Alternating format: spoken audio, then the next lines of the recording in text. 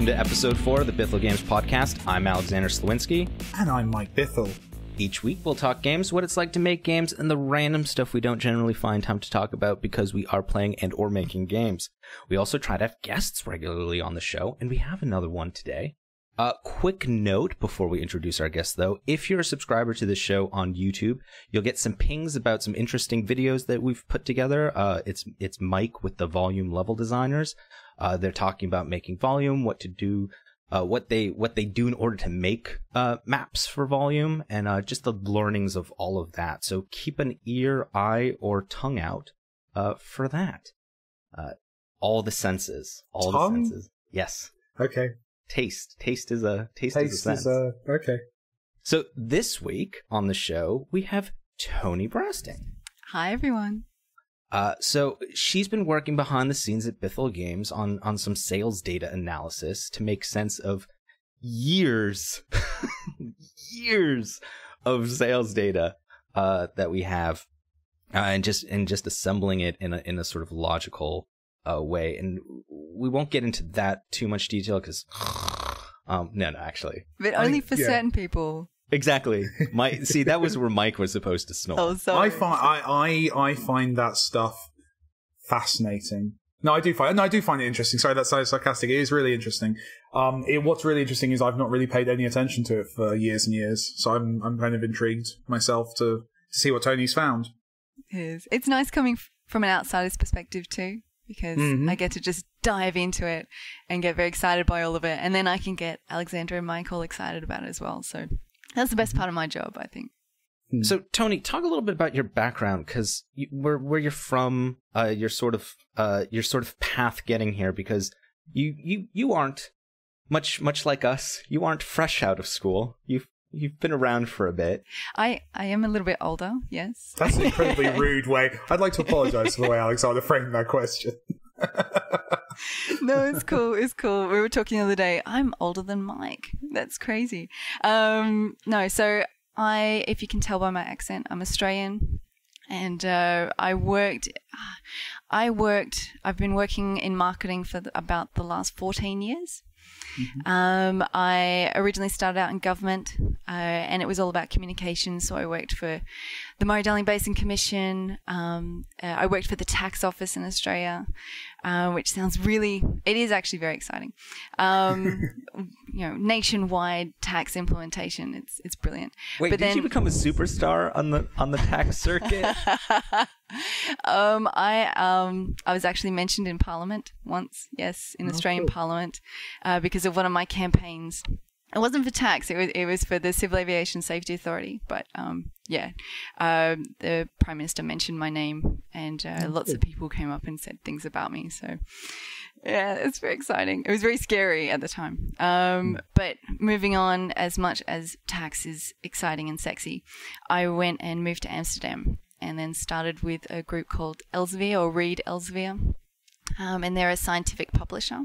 And I loved my work there because I got to start just doing all the crazy stuff that the tax office wouldn't let you do. So in the tax office, there's a 2-week delay on tweeting, whereas Elsevier lets you do it within seconds. So it was cool. Was that official policy? That's official 2 policy. weeks. 2 weeks. If you receive a tweet, you have 2 weeks in which to get sign off for your tweet response. That's amazing. Yes. Well, that's back then, so maybe it's changed. It was a few years ago, but yeah. Now it's 2 months with a lawyer present. Yeah. But so I moved in there, and then finally I kind of worked for an oil company. You guys might have heard of it, Shell. And I was working for their digital marketing department. Again, global campaigns, exciting things happening, gamification, and I guess that's kind of where I went, I know gamification and games are a little bit different, but I was like, I like this, and started my master's. So hopefully in video game design at Brunel. Recently just finished, and very excited. It was a real eye-opener actually, because I hadn't been back to school. I did my grad dip in marketing about 3 years after so it'd be 2008. So it's been a while. It's been a long time. And so going back to school was a real eye-opener. Very cool. Yeah. So what have you been doing at the studio, Toni? What am I doing here? Yeah. I'm doing the most exciting stuff ever. No, really. It's so my background in marketing has really helped me because I get to have a look at the analytics, and I guess in marketing, your first thing is you can't do anything without information. Don't even take a footstep without information. So the fact that I get to have a look at all this data that hasn't really been unearthed, it's great to be coming up with, I know, being able to say, this is what we should be doing on Twitter. These are the days that we should be tweeting. This is the type of campaign that will work. This is why sales are going this way. And just looking at that and looking at where effort should be placed. Mm-hmm. And I think that's really important for Bithell Games. So yeah, that and the creative side, I get to come up with social media tweets and I get to come up with little campaigns and ideas. So that's generally what I've been doing at the moment.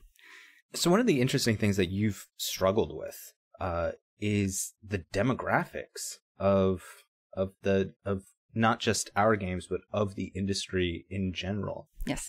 It was. I think that was sort of my eye opener working with you, is because of coming from all these traditional backgrounds where, someone like Shell, for example, I'm sure they spend millions of dollars or pounds or whatever currency they're in figuring out exactly what the demographic of the people using their products are.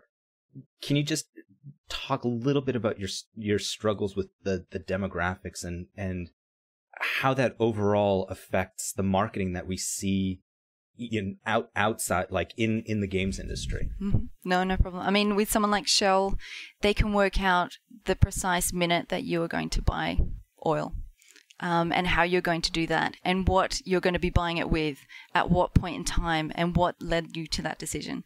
All of that information means for a very targeted campaign, and you're making, at the moment they're making a website that's completely personal to you as an individual. Which is incredible. Millions of websites ultimately being built, but within one system. When you come to games, it is a little bit harder. If you're looking at something like Twitter data to help you understand your audience, again, all that they're coming up with is what hashtags people are using. They don't gather any real information on the type of person that they're talking to or you're talking to. When it comes to our games, again, we're stunted.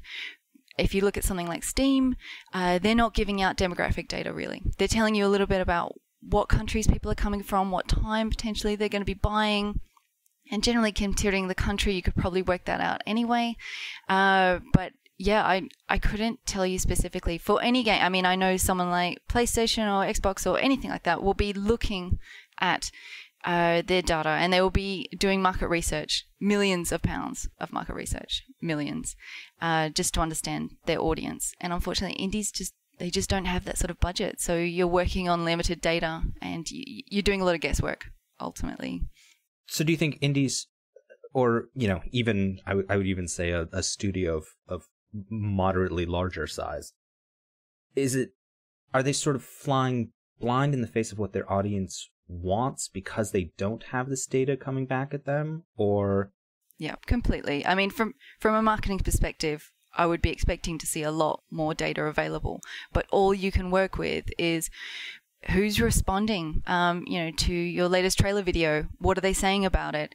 And ultimately, that's not even a great representation, because that's someone who's very vocal and happy to talk on social media. There's probably plenty of your audience that aren't willing to do that, or can't be bothered to, or for whatever reason, they're not writing in. So you're dealing with a very vocal part of the audience, which could actually be a very negative or potentially not very accurate understanding of what your audience is like. Wait a minute, are you saying that internet commenters are not a valid measurement of anything? That's no. That's yes. Surprising. I know, it's like anonymity will bring out the best in people. That's how it works, right? That's totally how it works. Yeah, that's absolutely how it works. That's exactly how it works. So yeah, I can completely understand that someone who doesn't have a marketing budget. At the tax office, I was working with a market research budget of, in Australian dollars, for a big campaign, 200,000. So it's about £100,000. That's for one campaign.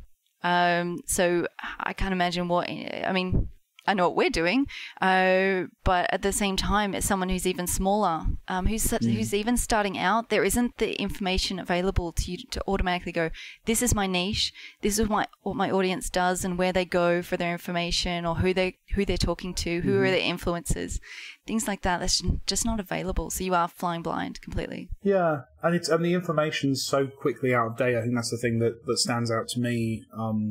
Kind of going through it with Thomas Was Alone and kind of learning as I went, like, oh, okay, that person talks about my game, that changes, then that sells X number of units. And, you go back now and the same people don't have that influence or have different influence or have changed. And that's just in a matter of a few years. I can't remember, I'm going to not be able to cite whoever it was. I think it might have been an indie developer called Simon Roth who did a whole presentation how basically at the point where someone is giving a talk at an event about something to do with games marketing, that information is already out of date. For them to have gotten through the process of getting accepted to the conference, the information that they're conveying is already old and useless. I think there's a lot of truth in that. And without kind of the kind of stuff you're talking about, the kind of ongoing kind of investigation, if you're just basing on those 5 games did really well last year, they must have been the people who got it right, so how can we emulate them? And that's an incredibly narrow approach to take. Well, that's what I struggled with when I was going through my master's was, I had spent over 10 years in the games industry, and I wasn't learning about games. I mean, tech came up a few times, but the way tech was discussed was pretty much antiquated by our standards, and it really doesn't help, especially when we're in the games industry. And anyone who's been in the games industry for a bit and then goes someplace else, like we're almost a half decade ahead of the curve when it comes to a lot of the what's the word I'm even looking for here? Like just the different attempts at things. Like it's a very forward, progressive industry when it comes to a lot of different fronts. So by the time it gets to schools, like maybe 5 years from now or 10 years from now, talking about games in business school will also be a thing. Actually, it's interesting you bring up the difference between them now, because right now we're the Witness, Jonathan Blow's The Witness just came out, and the world that The Witness is coming into right now compared to Jonathan Blow's previous title, Braid, it's completely different. Like it's a completely YouTubers didn't really exist. Well, I didn't exist, right? Like right. We've shipped 2 games in that gap. It's a completely different environment. I mean, it looks like it's going very well for him, which is awesome. Obviously, I'm really excited to play that game. That's a tangent, but I can't wait to play that game. I'm not going to be able to for a little while. But yeah, no, it shifts and it moves, and therefore you can't just wait for a game to come out and see what happens, and you can't wait for these kind of things, and that's where I know that's the reason that we started looking for someone like you. So it's definitely somewhere that me and Alexander have been kind of thinking about for a while, but it's interesting. Alexander, let's ask another cool question.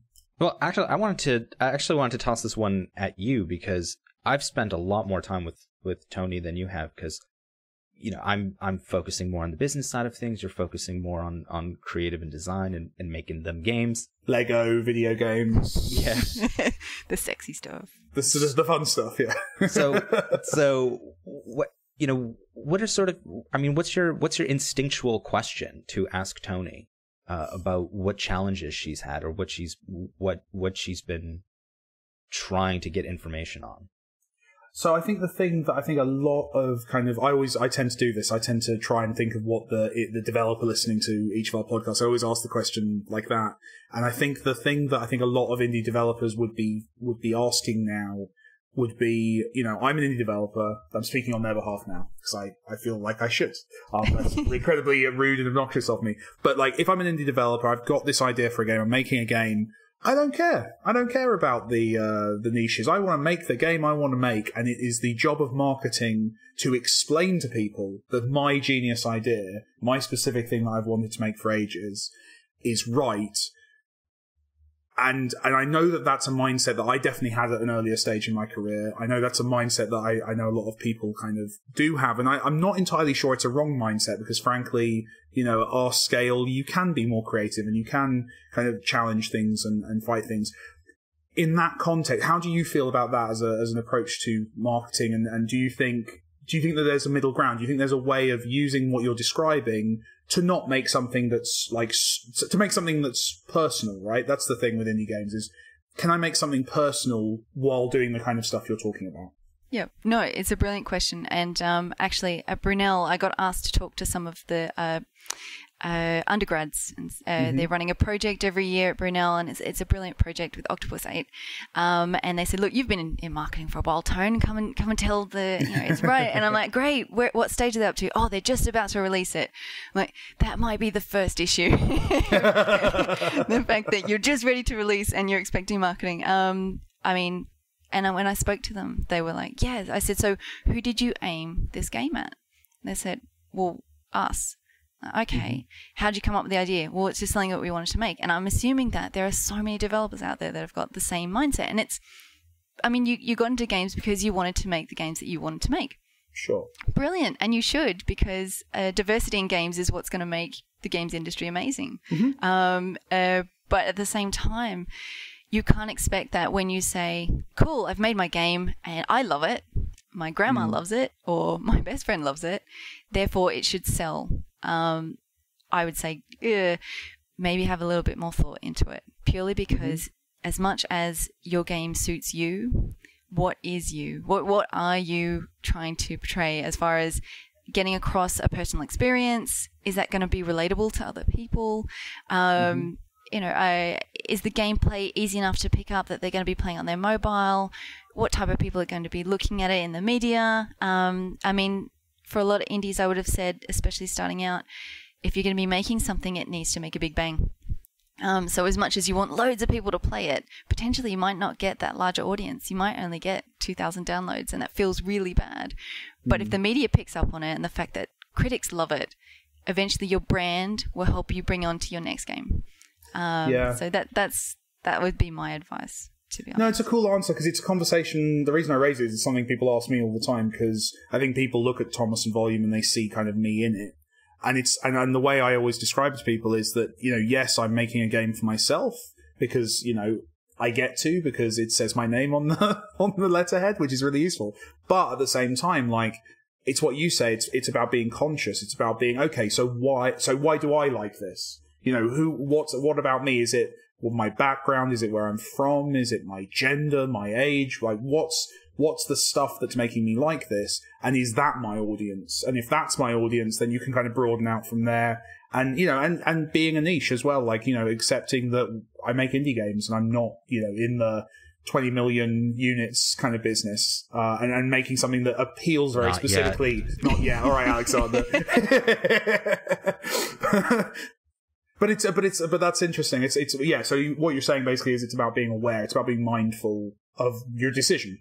Yeah, because it is a decision. Cool. And also, you might think, this is a real shoot 'em up boys game, and I love this. But actually, you might find that potentially, if you're in class with some other people, if you're still at uni, the person sitting next to you might completely be a different person to you, but really enjoy your game for other reasons. Oh, that's a really good point. Yeah. And then you can start leaning into that as well. You can go, okay, so that person, so a great example of that, just to keep talking about myself because it's fun. Thomas was alone. Thomas was alone. I didn't think much of the story. That was something that was there and doing its job. But we found out once the game launched that was something that people really cared about, and we were able to kind of build on that. And you're right. Yeah, that kind of blinkered. This is the thing I care about. So therefore, that's what we're going to build.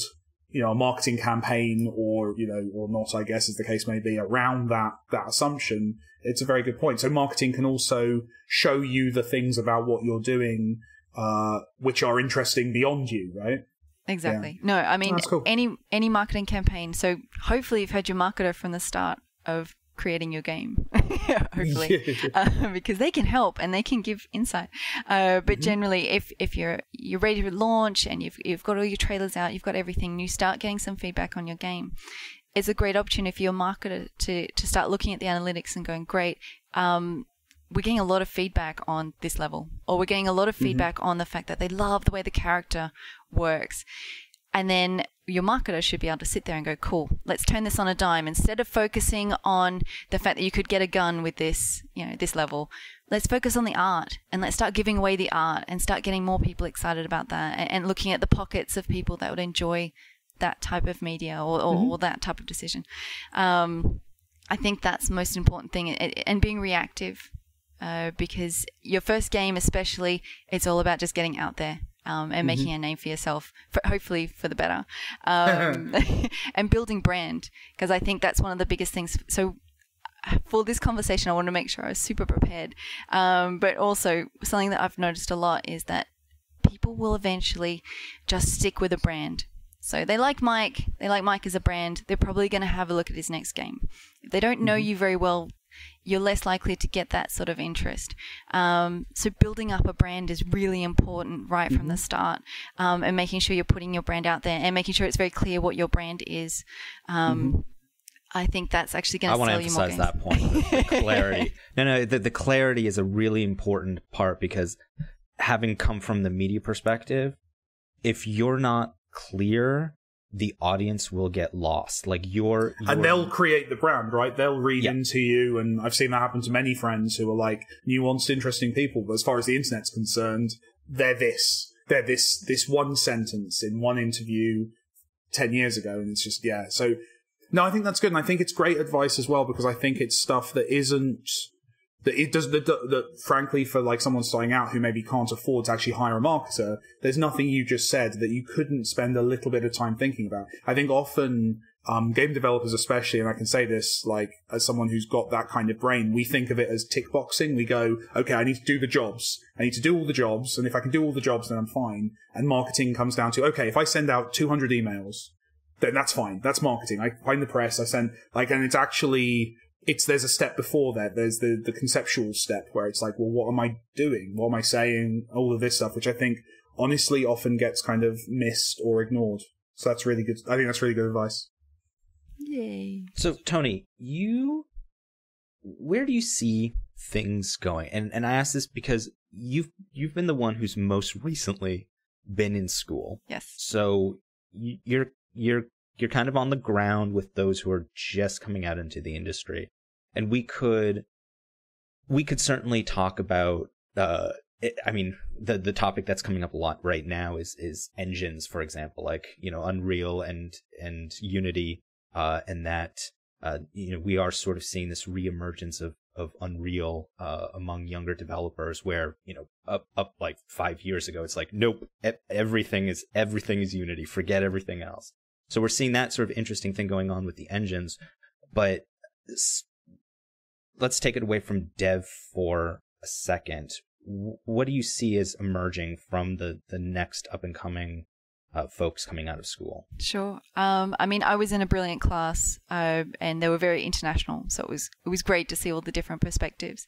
Most of them hadn't been in the industry. They were a lot younger. For a master's class, I was definitely the eldest, but even the next youngest person was, mid-20s, which is great.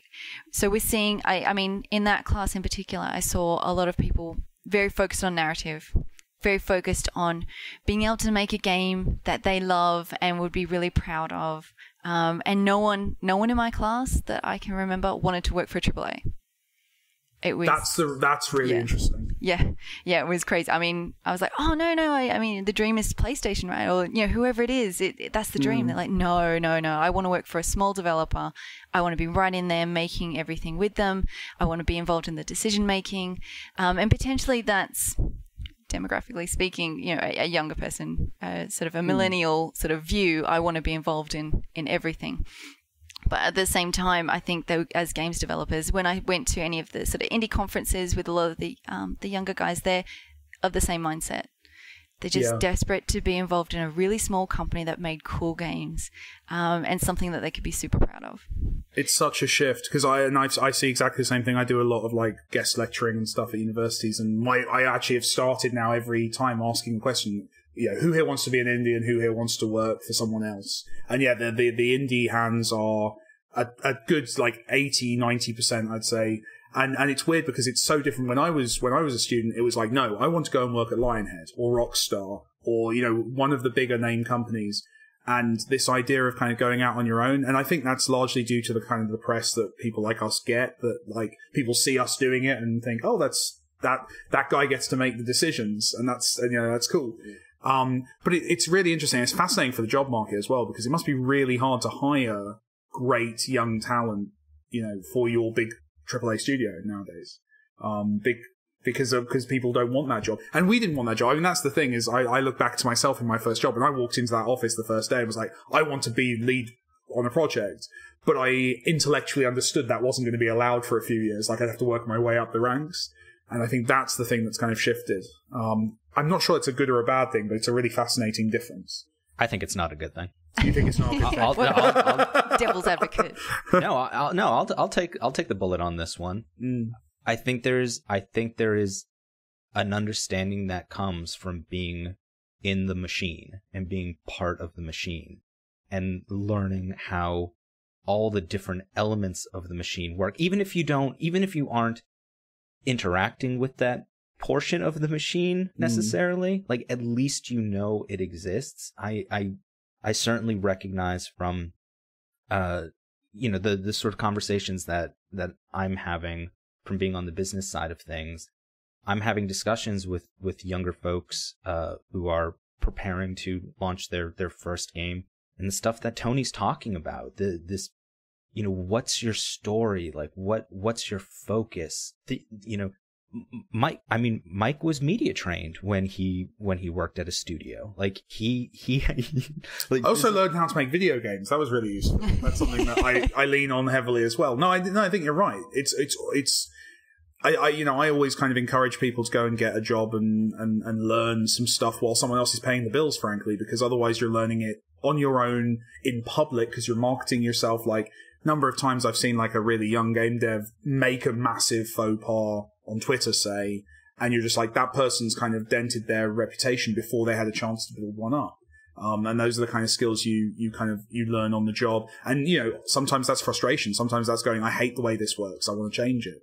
But it's useful life experience. I think the other thing is that people don't realize that every indie developer they've ever heard of did that. Like, with the exception of Vlambeer, Rami is the exception that proves the rule, but like everyone else is, Phil Fish worked at Ubisoft. Jonathan Blow worked, he ported the Unreal Engine. He did loads of stuff for years and years. Every major game developer you've heard of in the indie space did work in a different job, and I think that's sometimes lost on people. I think sometimes people think that the hit indie games were all made by kind of 23-year-olds, and that's not really the case. No, and I think also, for me, it was so important to work for a bigger organization because, as Alexander said, you learn everything. And even if you're not involved in it, you're very aware of what's going on. Sure. And the one thing that I found, especially in my master's, was I was the only person who hadn't, other people had sort of, waitressing jobs or things like that. But generally, I was the only one that had worked properly beforehand. Sure. And especially out of the games industry, it gives me a completely different perspective. But it meant that I could say, guys, I will write this marketing plan. I will write, the business analysis. We need a business plan. We need this. And all of these things are like, yeah. And they just look to me because you know how to do this. I'm like, yeah, but this is something you need to understand as well. You can't just walk in and hope that someone will buy your game on, Steam Greenlight, and then all of a sudden you're a billionaire. It doesn't work like that for a majority of people. So yeah, I mean, the bigger the company, you will get a little bit lost and you will feel like a bit of a cog, but at the same time, use that opportunity because in yourself, that's not what you're going to be doing forever. Sure, exactly. So, you don't have to. So it's, and you make lots of friends that way as well. It kind of a little bit lonely sometimes if you're working on your own. So. That's true. And on a cynical level, you meet lots of people you can later hire or work with, or so there's lots of different layers to it. Yeah. So Toni, you want to stick around for the next segment? Yeah, sure. Cool. We'll be right back.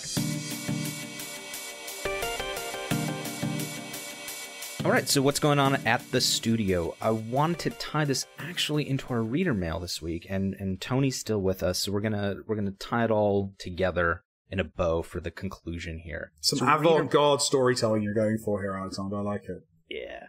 So reader mail. This one comes to us from Adam B. He wrote this on the YouTubes. So again, if you want to get in contact with us, Twitters, YouTubes, the email, huh? A blog.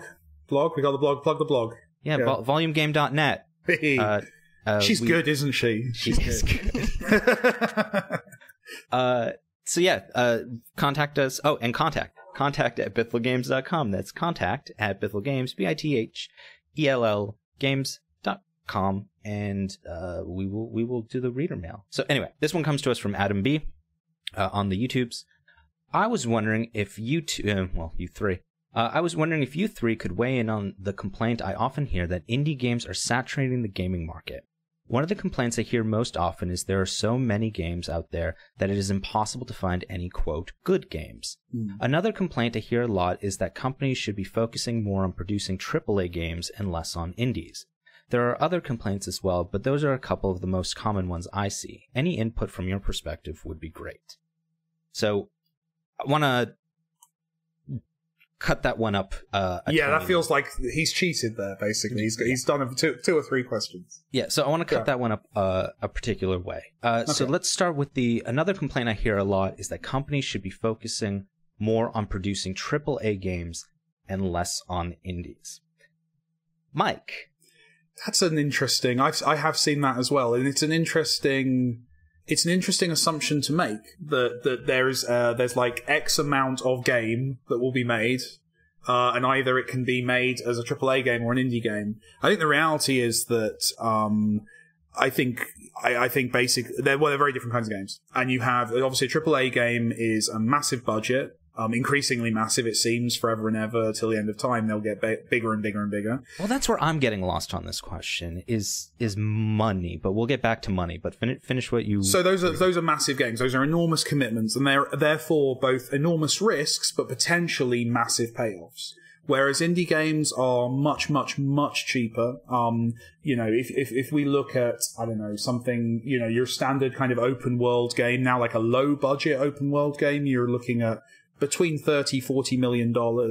Your average indie game does not break the $100,000 mark. I would say the much smaller stuff. And I think a lot of indies would consider that a massive budget. Certainly the stuff on Greenlight. Yeah, stuff on Greenlight, at that scale, we're talking in the thousands tops. Yeah, Thomas Was Alone was my time plus $2,000 to put it into perspective. So you can, if you're a big company with lots of money, you can throw lots of money into lots of little indie games, and if one of them becomes a hit or does something interesting, then that's something you can benefit from. From a platform holder's perspective, it's awesome to have indie games because they fill the schedule, and it means that there's 5 new games every month, and that's or nowadays 5 new games every week on major consoles, which has a benefit. But I don't think it's an either or. It's not like if those companies stopped supporting indies, you would get 10 new AAA games a year. But these are massive games, and as a result, they take massive teams, and there are a finite number of big studios who are equipped to make those kind of games. So it's not an either-or choice that's being made here. And honestly, I think both benefit each other. I need AAA games in order to sell consoles so that I can sell my indie games on those consoles once they've been sold. And AAA games need indie games so that there's stuff to play between the big releases. I think it's a good relationship that serves both parties. Tony, do you want to math this out a little bit for us in the size of a AAA game and the pipeline that indie games fill in the meantime? In what regards? What would... Like, it would take... I mean, if we were putting 25 million if publishers were putting 25 million to fill up or at least attempt to fill. I mean, we have to look back then and think of like what game releases used to look like. Yes. And it was, you had a barren wasteland between January and like June. Like, I mean, you've got some sprinkles in there now, but indie titles are filling in the voids, and that money isn't coming necessarily from AAA development. Like, AAA developers have certainly become more risk adverse over the years. They're far more internalized. So it's an odd statement to say that AAA companies should be focusing more on AAA titles and less on indies, because, surprise, they actually are. Well, I think as well, though, I think that's born out of a misunderstanding that I think they're talking about, say, a platform holder, and they're going, this platform holder is helping out, or showing lots of indie games at a press conference and not showing as many AAA games. But I think that's rubbish. I think more games in general are shown. I'd love to see the numbers on that. I'd love to go and look at, say, Sony's E3 press conference last year versus Sony's E3 press conference 10 years ago. I bet it was about the same number of AAA games, but just more time spent per game than we see now, or even was the show shorter. Well, Alexander, you were there, am I right? Or do you think there is less AAA stuff being kind of made? Is that just because the industry's changing? I mean, Activision, for example, doesn't invest in third-party development anymore. Activision is focused on their Skylander, on their Call of Duty, on their there's the fantasy, Destiny? the war of. No, Destiny. Then you have the Blizzard portion of Activision. Okay, I'm sorry. And Blizzard has their Warcrafts and their Starcraft and their Hearthstone, and all of those are different things. But all of that is internal. That's all internal development. And I think that's a distinction that's missed on a lot of people as well. So explain what third party means quickly, because I think there's going to be a lot of people in the audience who don't understand that as a Sure. term. So, for example, if Blizzard were to make a StarCraft, give me a genre, any genre. A first-person shooter. Okay, a StarCraft first-person shooter. Well, they did a third-person shooter, but that's 10 years ago. That got canceled. Did that come out? No, I thought it got cancelled, right? StarCraft Nova. No, StarCraft Scout, StarCraft Nova. Something like that. It was a lady spy character, I remember. Yeah. So if Blizzard were to hire us to do that, that would be third-party development, because we are outside of the studio. Now, given Blizzard's history, if we did a moderately good job, they would just hire us then, and then we would be internal development. But yes, third-party development is when a publisher hires an outside studio that they do not own outright or probably have controlling interest in to make a game for them. But that's the point, isn't it? I mean, it's the financial control that you would want to monitor. So you either absorb other companies and make them your own anyway, and use their IP, or let the indies just do what they want to do, and they're filling the gaps for you anyway, because they want to be making those games and they're working on lower budgets and they can. The bigger games, I mean, I think the difference now as well, financially speaking, it takes so much more resources, so many more resources to make a game look amazing and work for you as a AAA than maybe it used to. I mean, I think, and as well, you're not just focusing on how it looks or how it plays, but also making sure that you've got the analytics to back it up as well. I mean, you've said a million times, Alexander, that there must be, for every developer, there might be maybe 3 or 4 in Blizzard analytics guys working in the background, making sure that things are working really well. Oh, Hearthstone? Yeah. Hearthstone is pure math. Yep. Pure math across the board. Yep. So, I mean, and thinking like that, you can't be as innovative because you are, from a marketing perspective, you're focusing so much on that audience that will spend the money. That will wait for the big releases, and at the same time they're probably bored and they want to play something, and they'll probably dabble a little bit, but those bigger fish will honestly always buy the big releases, and therefore you want to make sure that they suit them. But at the same time, that's not for everyone. That's not going to work. Constantly just making AAA games, it doesn't work for everyone, and because the market itself has I wouldn't have said fragmented, but it's completely different than it used to be. I mean, I remember as a kid waiting for the big releases to come out, my Mega Drive or anything like that. That was my console. I'm showing my age. But then nowadays, because there's heaps of people have got more than 2 consoles. They've got the Xbox, they've got the PlayStation, they've got the PlayStation 3, they've got everything, and they're willing to spend. But at the same time, you've got a massive audience in PC. And globally, you're not even just talking about US and UK anymore. or Europe, you're also talking about Asia. And, I guess because of globalization, you can see that all of these elements mean just focusing on one or the other. I mean, the market couldn't hold just one or the other. You couldn't deal with just AAAs, or you couldn't just deal with indies. It has to be a mix.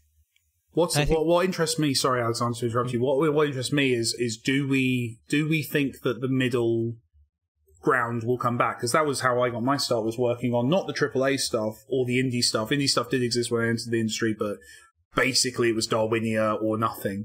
That kind of middle ground, that kind of the licensed game, the mid-tier game, the kind of a few $1 million kind of scale things, which at the time were doing that filler job. They were the only thing that came out in the summer. You'd have a game to tie into every summer movie, and they were never as great as the games you'd get at Christmas, but they filled the marketplace, and they made sure that there was stuff for people who'd got an Xbox for Christmas to then play over the summer. Do we think that's coming back, or are those days just gone now? Is it like the film industry where it's either massive or tiny and there isn't really much room for the stuff in the middle? You can take this one, Toni. Good. Well, actually, on that, I was looking at the whole indie revolution of film and how that's changing. And actually, in the UK in particular, the BFI released some stats to say that they've reached 11% of the market. And the main video that did that, independent films in the UK, so reaching 11% of the market, and the film that did that was Legend with Tom Hardy. It was the main source. So I guess that, I mean, it will make lots of money. I'm guessing that's kind of your middle ground. I mean, it didn't get that much money for marketing. It is an indie development, but it had a big star in it. So I honestly think that coming out soon, we'll see a lot more in the film industry of that middle ground. Right. It will be a lot more. And for me, there are so many parallels. I know they're totally different industries, but there are so many parallels between film and game. And I agree that, I mean, if people can get their brand right and people can get the games and marketing correct, and they have the analytics to do that, I think the middle ground is very viable. I think it is. I think there are some people on the field who are available to do that middle ground. We have publishers like Paradox and Focus. Sure.